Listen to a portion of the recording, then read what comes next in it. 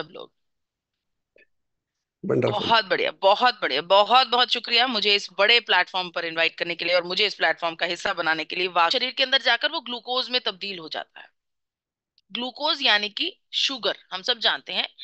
Glucose यानी कि sugar, sugar यानी कि डायबिटीज की बीमारी का एक कारण, ग्लूकोज। अब जब हम भोजन करते हैं, हमारे रक्त के द्वारा ये ग्लूकोज जो है, हमारे सॉरी हमारे पेट के द्वारा ये ग्लूकोज हमारे रक्त के अंदर दौड़ना शुरू हो जाता है। इसीलिए इस मात्रा को ब्लड ग्लूकोज लेवल्स कहा जाता है, क्योंकि ग्लूकोज हमारे रक्त में दौड़ना शुरू कर देता है।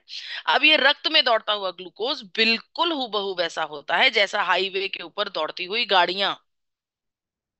जैसे हाईवे पर गाड़ियां दौड़ रही होती हैं, उन्हीं गाड़ियों में कोई अलग अलग कंपनीज की अलग अलग मॉडल की गाड़ियां होती हैं, उसी तरीके से हमारे रक्त में ग्लूकोज दौड़ता है। और वो ग्लूकोज शुगर की बीमारी का एक कारण भी हो सकता है, लेकिन ये ग्लूकोज हमारे लिए उतना ही जरूरी भी है। इसका काम है हमारे शरीर में एनर्जी को प्रोड्यूस करना, हमारे शरीर में एनर्जी को एब्जॉर्ब करना। तो अगर ग्लूकोज होगा तभी हम कोई भी काम कर पाएंगे। मैं बात कर रही हूँ, मैं पलकें झपका रही हूँ, मैं हाथ हिला रही हूँ, आप कंसंट्रेशन के साथ मेरे मुझे सुन रहे हैं। ये सब एनर्जी कंजम्पशन हो रही है। जब एनर्जी कंज्यूम होगी तो वो एनर्जी बनेगी कहाँ से? एनर्जी कहाँ से कंज्यूम होगी? जब हमारे शरीर में बनेगी, बनेगी कार्बोहाइड्रेट के द्वारा, ग्लूकोज की मदद के द्वारा। राइट। अब ये जो ग्लूकोज हमारे रक्त में दौड़ रहा होता है, या फिर एक हाईवे के ऊपर बहुत सारी गाड़ियां दौड़ रही होती हैं, उन्हें रुकने के लिए पार्किंग स्पेस चाहिए होती है ना? उसी तरीके से हमारे शरीर में दौड़ते हुए ग्लूकोज को भी ठहरने के लिए एक जगह चाहिए होती है, एक पार्किंग स्पेस चाहिए होती है, जिसे सेल्स कहा जाता है। हमारी बॉडी का मूलभूत एक इकाई है सेल। सेल के अंदर हमारा ग्लूकोज जो है वो जाकर एंटर कर जाता है और एनर्जी को प्रोड्यूस करने का प्रोसेस शुरू कर देता है।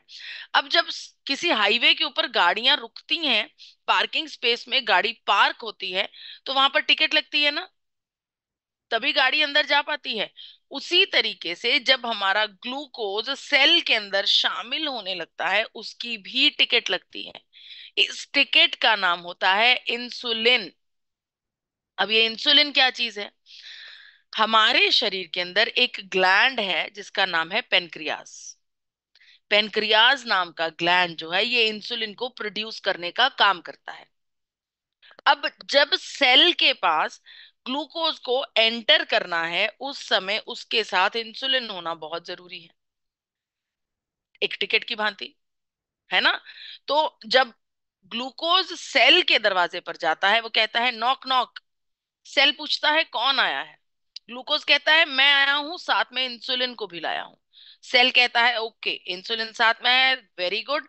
डोर खोलता है, ग्लूकोज एंटर कर जाता है और डोर बंद हो जाता है, क्योंकि ग्लूकोज के पास टिकट नाम का इंसुलिन था। उसी प्रकार से सड़कों के ऊपर पार्किंग स्पेस में गाड़ी के साथ टिकट लगती है। अब अगर एक पार्किंग स्पेस में 50 गाड़ियों के रुकने की जगह है, लेकिन वहां पर गाड़ियां ओवर इकट्ठी हो गई, क्या 50 गाड़ियों की पार्किंग स्पेस में हम 55 या फिर 60 गाड़ियां पार्क कर सकते हैं? नहीं कर सकते। 51वीं गाड़ी भी पर वहां पर पार्क नहीं हो पाती, क्योंकि पार्किंग स्पेस लिमिटेड होती है। उसी तरीके से सेल के अंदर भी ग्लूकोज के शामिल करने की जो जगह होती है, जो कैपेसिटी होती है, वो लिमिटेड होती है। फिर चाहे वो 51वीं गाड़ी या फिर 55वीं गाड़ी टिकट ही क्यों ना खरीद ले, फिर भी वो एंटर नहीं कर पाती। हूबहू उसी तरीके से अगर ये हमारे रक्त में दौड़ता हुआ ग्लूकोज इंसुलिन को भी साथ ले ले, लेकिन सेल्स की कैपेसिटी कंप्लीट हो चुकी है, सेल्स के अंदर कोई जगह नहीं है ग्लूकोज को एंटर करने की, तो फिर चाहे वो ग्लूकोज इंसुलिन के साथ ही क्यों ना आए, सेल डोर नहीं खोलता। सेल यहाँ पर इंसुलिन को नकार देता है। जब हमारी बॉडी इंसुलिन को नकारने लगे, इस सिचुएशन को कहते हैं इंसुलिन रेजिस्टेंस। इंसुलिन रेजिस्टेंस मतलब सेल ने इंसुलिन की भी बात नहीं मानी, इंसुलिन को भी दरकिनार कर दिया। राइट। अब यहां पर जब हमारी बॉडी इंसुलिन रेजिस्टेंस के मोड पर आती है, वहां पर बीमारी शुरू होती है। उससे पहले तो सब नॉर्मल चल रहा है, ग्लूकोज सेल के अंदर जा रहा है, एनर्जी प्रोड्यूस हो रही है, हम एनर्जी कंज्यूम कर रहे हैं, और ग्लूकोज सेल के अंदर जाता है, फिर से एनर्जी बनती है। लेकिन जब ये ग्लूकोज की मात्रा बहुत ज्यादा हमारी बॉडी में बढ़ जाती है, उस समय ग्लूकोज को सेल भी अपने अंदर एंटर नहीं कर पाता, और वो ग्लूकोज वापस हमारे रक्त में दौड़ने लगता है, जिसकी वजह से ब्लड ग्लूकोज लेवल्स इंक्रीज होते हैं। सिंपल सी बात है। अब जहां पर लेवल्स की बात करते हैं, एक बच्चा जब पैदा होता है, भगवान जी उसे एक लिमिटेड अमाउंट में 5-10 इंसुलिन देकर भेजते हैं, ताकि बच्चा जब माँ का दूध पिएगा उसमें से ग्लूकोज प्रोड्यूस होगा, तो ग्लूकोज को सेल के अंदर जाने के लिए एक पैकेज 8-10 इंसुलिन ऑलरेडी देकर रखते हैं, और एक पेनक्रियाज नाम की छोटी सी फैक्ट्री भी लगा देते हैं उसकी बॉडी में, कि इसको तो इंसुलिन की जरूरत पड़ेगी, क्योंकि ग्लूकोज को एब्जॉर्ब होने के लिए इंसुलिन की जरूरत होती है। तो भगवान जी ये सोचते हैं कि ये बच्चा जो उन्होंने बनाया है, ये धरती पर जाकर बहुत अच्छा सात्विक भोजन करेगा, हरी सब्जियां खाएगा, ताजे फल खाएगा, खूब अच्छे से अपना जीवन व्यतीत करेगा। लेकिन ये बच्चा शैतान बच्चा, ये क्या करता है, ये धरती पर आकर सब कुछ उलट पुलट कर देता है।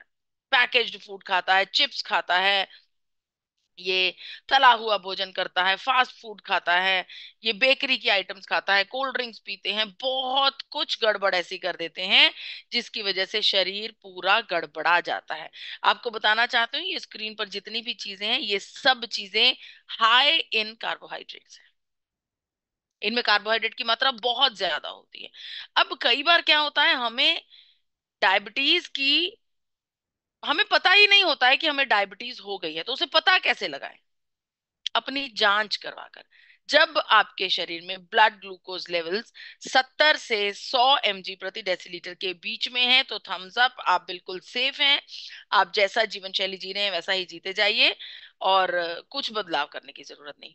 लेकिन जब ये मात्रा 100 mg से 125 mg प्रति डेसीलीटर आने लगती है, यहाँ पर एक आपको अलार्म दे दिया जाता है, चेतावनी दे दी जाती है कि जरा ठहरिए, कुछ बदलाव कीजिए, ताकि ये नंबर नीचे आने लगे, ये नंबर आगे ऊपर नहीं बढ़ना चाहिए। जैसे ही ये नंबर 126 को पार कर जाता है, आप डायबिटीज के रोगी घोषित कर दिए जाते हैं। राइट। अब कई बार ऐसा होता है कि हमें जानकारी ही नहीं होती कि हमें डायबिटीज की बीमारी हो गई है, और हम अपना खाना पीना बिल्कुल नॉर्मल रखते हैं, वैसा ही जैसा हम नॉर्मल जिंदगी में खा रहे हैं, और जिसकी वजह से डायबिटीज और गंभीर हो जाती है। तो उसके लिए करना क्या है? उसके लिए लक्षणों के ऊपर सबसे पहले पैनी नजर रखनी है। अगर आपको दिन भर में फटीग महसूस हो रही है, अगर आपकी त्वचा पर खुजली या फिर खारिश महसूस हो रही है, अगर आपको समय दर समय कंठ सूख रहा है, बहुत ज्यादा प्यास लगती है, आपका वजन में तब्दीली आ रही है, बहुत ज्यादा वजन कम हो रहा है, या फिर बहुत ज्यादा वजन बढ़ रहा है, या फिर आपके हाथों की फिंगर टिप्स के ऊपर झंझनाहट का एहसास आपको हो रहा है, इन सभी लक्षणों को, अगर आप इनमें से किसी भी लक्षण को अपने जीवन में हावी होता हुआ देख रहे हैं, झट से अपनी जांच करवाइए। और जो जांच करवानी है, उस टेस्ट का नाम है HbA1c। उस टेस्ट का नाम है HbA1c, जो कि 7% से नीचे होना चाहिए। जब आप HbA1c की जांच करवाते हैं, उसका मतलब यही होता है कि आपके पिछले बीते हुए 3 महीनों में आपके शरीर के ब्लड शुगर जो लेवल्स हैं, वो कितने रहे हैं। ये जो 3 महीनों का ब्लड शुगर लेवल है, जब ये 7% से नीचे होता है, 5 के आसपास होता है, तो थम्स अप होता है, कोई डाउट नहीं है। लेकिन जैसे ही ये 7% के पास पहुंचने लगता है, 7 को पार करने लगता है, इससे ये पता चलता है कि पिछले बीते हुए 3 महीनों में आपके शरीर में ब्लड ग्लूकोज लेवल लगातार हाई रहे हैं, जिसकी वजह से आप 7% के ऊपर नंबर आने पर डायबिटीज के रोगी घोषित कर दिए जाते हैं। तो आपने टेस्ट क्या करवाना है? HbA1c। ये आपके पिछले बीते हुए 3 महीनों का पूरा रिकॉर्ड आपके सामने रख देता है। अब बात करते हैं रिवर्सल की। क्या ऐसा हो सकता है कि कोई व्यक्ति अगर डायबिटीज का रोगी घोषित कर दिया गया है, क्या उसके जीवन में बदलाव करके, लाइफस्टाइल चेंज करके डायबिटीज को रिवर्सल पर डाला जा सकता है? बिल्कुल डाला जा सकता है, जी हाँ, बिल्कुल डाला जा सकता है। मैंने चर्चा की शुरुआत में आपको बताया कि ये बीमारी शुरू होती है आपके भोजन से। जब आप अपने भोजन को प्लान कर लेंगे, अपनी डाइट को प्लान कर लेंगे, सोच समझ कर भोजन करेंगे, तो आप इस बीमारी को अपने कंट्रोल में कर सकते हैं, डेफिनेटली कर सकते हैं। उसके लिए क्या करना होगा? थोड़ा बहुत खाने पीने की जो चीजें हैं उनकी ऑप्शंस को सोच समझ कर चुनना होगा।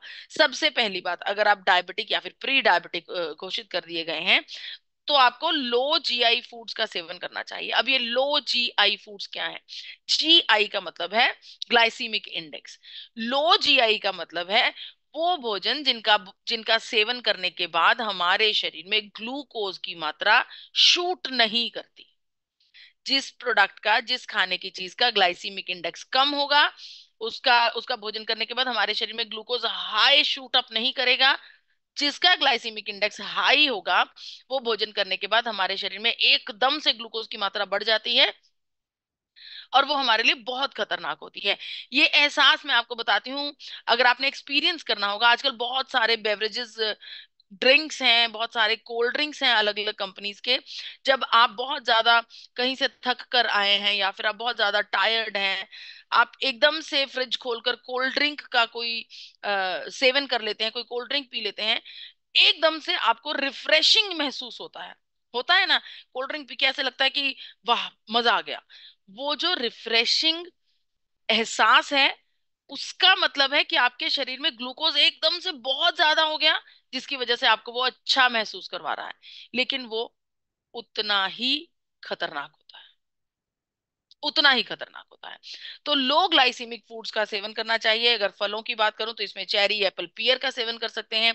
सब्जियों की बात करूं तो आप फूल गोभी, ब्रोकली या फिर बैंगन का सेवन कर सकते हैं। अनाजों की बात करूं तो बाजरा, ओट्स या फिर कुट्टू के आटे का सेवन कीजिए। और जहां पर मैं नट्स की बात करती हूँ, तो वहां पर आप वॉलनट्स, एलमंड्स, मतलब कि अखरोट, बादाम और मूंगफली का सेवन कर सकते हैं। अब बात करते हैं खाने पीने की प्लान कैसे किया जाए। जो भोजन की थाली है, हालांकि ये डायबिटीज स्पेशलिस्ट स्पेशल चर्चा है, लेकिन आम व्यक्ति को भी अपनी थाली को इसी प्रकार से परोसना चाहिए। भोजन की थाली के दो हिस्से कीजिए। एक हिस्से में सिर्फ सब्जी होनी चाहिए, सिर्फ सब्जी, कच्ची सब्जी, उबली सब्जी, पकी सब्जी, किसी भी प्रकार की सब्जी का सेवन होना चाहिए। जो दूसरा हिस्सा बच गया है उसके भी दो हिस्से होंगे। एक हिस्से में आपकी प्रोटीन की मात्रा होगी और दूसरे हिस्से में कार्बोहाइड्रेट की, जो कि ज्यादातर आपको अनाजों से मिलता है। और कोशिश कीजिए कि अनाजों को भी बदलकर आप पूर्ण अनाजों का सेवन करें। ये भी आपके लिए बहुत फायदेमंद साबित हो सकता है। इसके अलावा खाने पीने की आदतों में आपको प्रोसेस्ड फूड को बिल्कुल नकार देना है।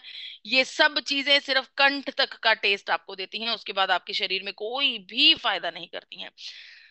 डायबिटीज के व्यक्ति को, डायबिटीज के रोगी को या फिर प्री डायबिटिक व्यक्ति को अपने जीवन में, अपनी दिनचर्या में 40 मिनट कम से कम एक्टिव होना बहुत ज्यादा जरूरी है। इस 40 मिनट में आप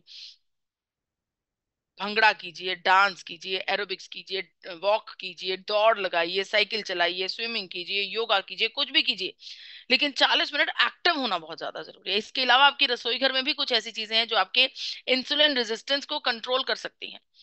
इंसुलिन रेजिस्टेंस मैंने आपको बताया था, जब आपके सेल ने इंसुलिन के होने के बावजूद भी ग्लूकोज को एंटर नहीं किया था। तो इंसुलिन रेजिस्टेंस को कंट्रोल करने के लिए दिनचर्या में, अपने रसोई घर में आप क्या कर सकते हैं? अपने रसोई घर में आप मेथी दाना का प्रयोग ज्यादा से ज्यादा कीजिए, दालचीनी का प्रयोग ज्यादा से ज्यादा कीजिए, एलोवेरा, घृत कुमारी का प्रयोग ज्यादा से ज्यादा कीजिए, और जिंजर यानी कि अदरक का प्रयोग ज्यादा कीजिए।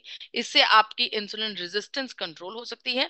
इसके अलावा अगर आप कहें कि मैम हमें घरेलू नुस्खा नहीं चाहिए, हमें तो फूल प्रूफ आप कोई ऐसा सोल्यूशन बताइए जिसके बाद हमें ये अश्योर हो जाए कि हमारी डायबिटीज 100% कंट्रोल होने वाली है, तो जी हाँ, इसका हल, इकलौता जवाब, साइंटिफिकली बैक्ड नेचुरल सोल्यूशन है आपका अपना गामा ओरिजिनॉल। बहुत सारी रिसर्चेस, बहुत सारे साइंटिफिक स्टडीज के बाद, रिसर्च पेपर्स के बाद, बहुत सारी चर्चाओं के बाद इस बात की पुष्टि कर दी गई है कि गामा ओरिजिनॉल डायबिटीज को कंट्रोल करने में और डायबिटीज को प्रिवेंट करने में हमारी मदद करता है। भारत में पहली बार डायबिटीज गामा ओरिजिनॉल जब लॉन्च हुआ है तो पूरे मेडिकल जगत में क्रांति आ गई है। डॉक्टर नवाजी तालुकर जी, जो कि इंटरवेंशनल कार्डियोलॉजिस्ट हैं, बत्रा हॉस्पिटल नई दिल्ली से, उनका भी यही मानना है कि पहले गामा ओरिजिनॉल से पहले डायबिटीज को कंट्रोल करने के लिए नीम, करेला, इन सब चीजों के ऊपर निर्भर किया जाता था। बहुत सारी रिसर्चेज हुई हैं, लेकिन कोई पुख्ता चीज हाथ नहीं लगी है। जब से गामा ओरिजिनॉल चर्चा में आया है, गामा ओरिजिनॉल होंद में आया है, तब से रिजल्ट्स आने हो गए हैं। ये हमारे शरीर के ग्लूकोज लेवल्स को कंट्रोल करने में हमारी मदद कर रहा है। आइए सुनते हैं डॉक्टर साहब की अपनी जुबानी। Various antioxidants are used specially to neutralize the reactive oxygen species, namely extracts from various Karela, neem, and many other antioxidants, which cannot be used in isolation. The search was on till recently when gamma originol has been propounded to be of importance, and in early stage of the disease, gamma originol can help in reversing the effects mediated by diabetes, particularly by increasing insulin secretion and increasing the insulin sensitivity.